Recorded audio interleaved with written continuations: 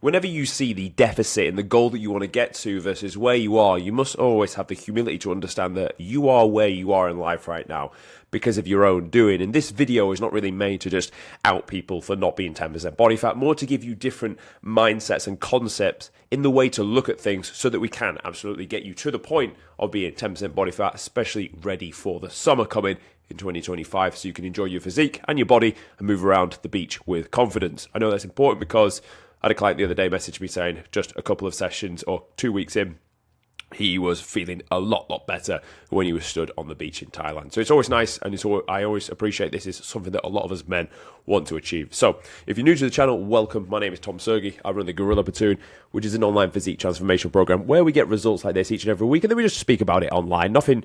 I'm not like, don't call me Jeff Nippard. I'm not all about the science and all this sort of stuff. I'm like, this is what we did, this is what we got, and this is what you can copy to add into your own life. Obviously, I do research the science and stuff, but like, I'm not here to go, this study says this. I'm just here to go, this is what we did, this is the human error result we got, and then you can take it if you like. So, today's video, 3 reasons why you're not 10% body fat, with the term yet underneath, so that you actually will get there eventually. So, the first thing I want to say is, the most people are not there because they will say, when X, then I can do it.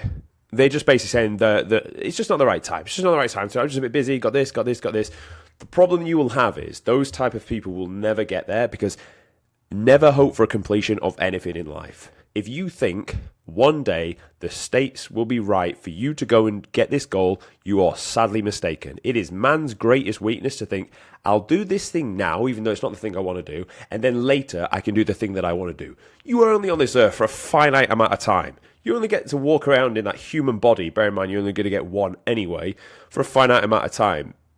What could possibly be so important that you can't look after the one thing you have to walk around, look in the fucking mirror every day at? What could be so important that you can't put that first? It's honestly ludicrous to me that, like, if you don't look after that first, how are you supposed to have anything else in order? Like, realistically.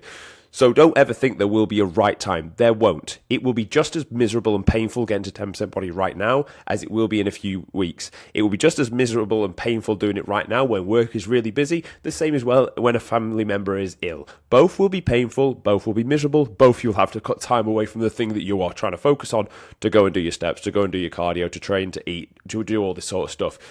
Now, this is where I would really throw a counter argument in.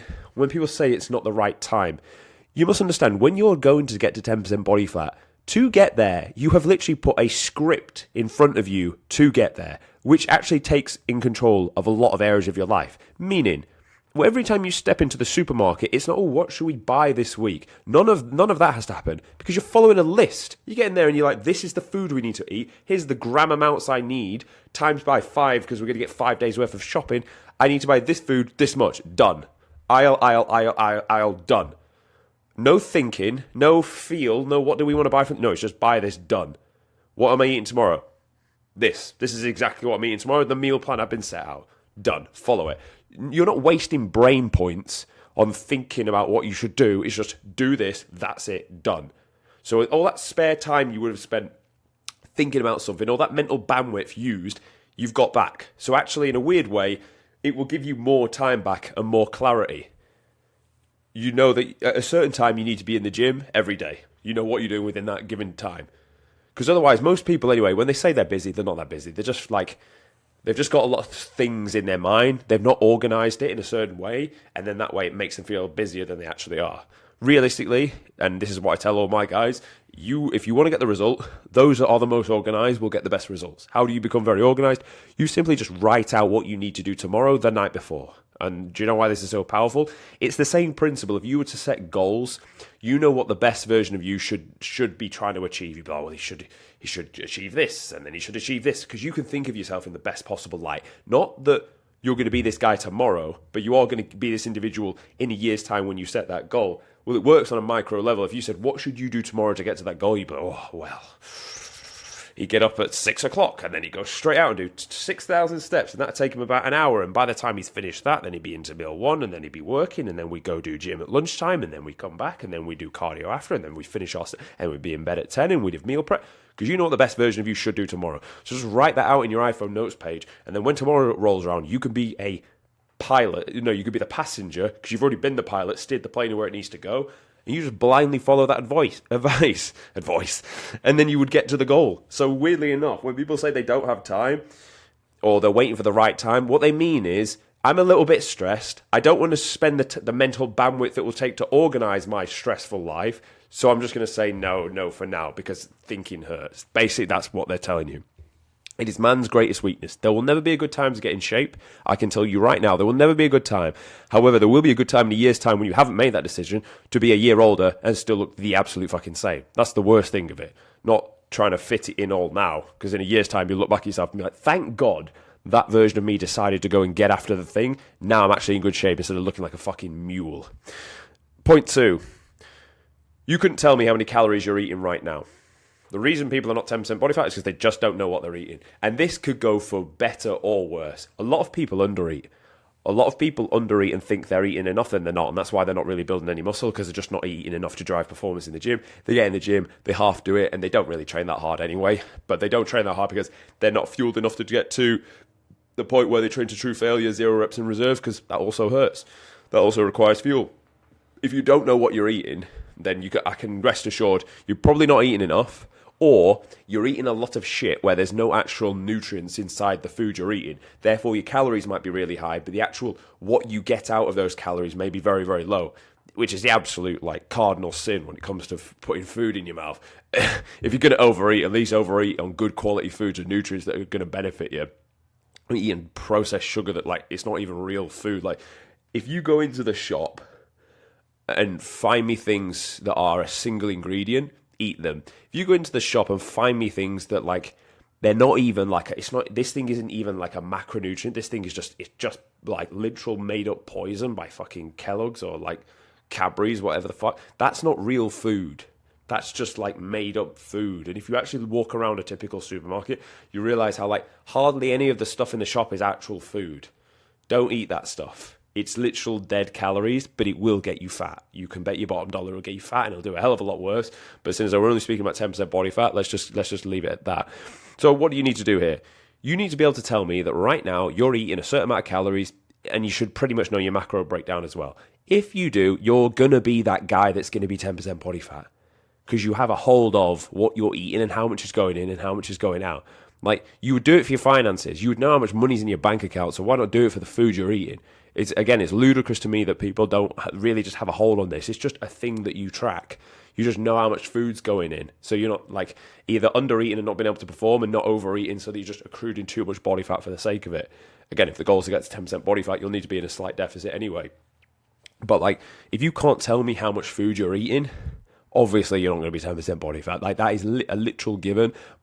But I don't think, hopefully I say this and you're like, yeah, no shit. But weirdly enough, a lot of people will watch this and be like, oh yeah, fair. I should probably track feeding actually. No, I don't track out. I know what I eat, but I don't know how many calories. And then they're like, well, no fucking wonder you're not 10% body fat, motherfucker. And then the last point, and this is probably the biggest one of all.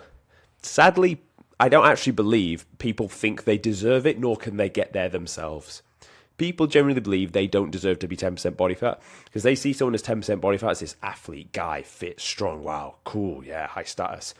Realistically, they think they don't deserve it because they know what they do behind closed doors. They know the loser habits that they do where they stay up too late, watch wrong videos at night, eat the foods they shouldn't do, don't train. They know what they do behind closed doors when no one's watching. Maybe when people watch, they do the fitness, they eat the food they should do, but behind closed doors, they know what they're truly like. And because they know what they're truly like, that's their self-image. Their self-image is not someone of 10% body fat, so they don't believe they deserve to be anywhere near that point. So then they don't even think they can actually get there. So even when they set the goal and start making progress towards it, they don't actually think that they're going to hit that goal. Now, I've said in the past, start of this year when you're setting goals, set a goal for the moon, at least you'll end up somewhere in the stars. But when you're trying to get to 10% body fat, that shouldn't be a goal that's overly optimistic. Even if you're 30% body fat, that's 20 weeks of dieting and you'll be 10% body fat. We've done this a fair few times. This guy here, 20 kg off. This guy here, 22 kg off. Look at the size of this guy. You really look at this guy and thought he thought, abs. Well, this guy actually did. But if you looked at this guy, you think, no way does he believe he can get to six-pack abs. This guy generally believed from start to finish he was going to have six-pack abs. He said to me, he's like, I'll be your best result watch. And he fucking was, by a long shot. And actually, objectively as well. It got the most votes last year on which result was the best from the end. So like, again, 20 kg off, 20 kg off. Like, you just need to believe you generally deserve it and that you are the individual and it will come to you. But the problem is, if your self-image is not of that you believe you can have it, you will never be able to have the thing. So the only way to really improve your self-image, because your self-image is made up of how you see yourself, then how you act in the world, and then the feedback the world gives you.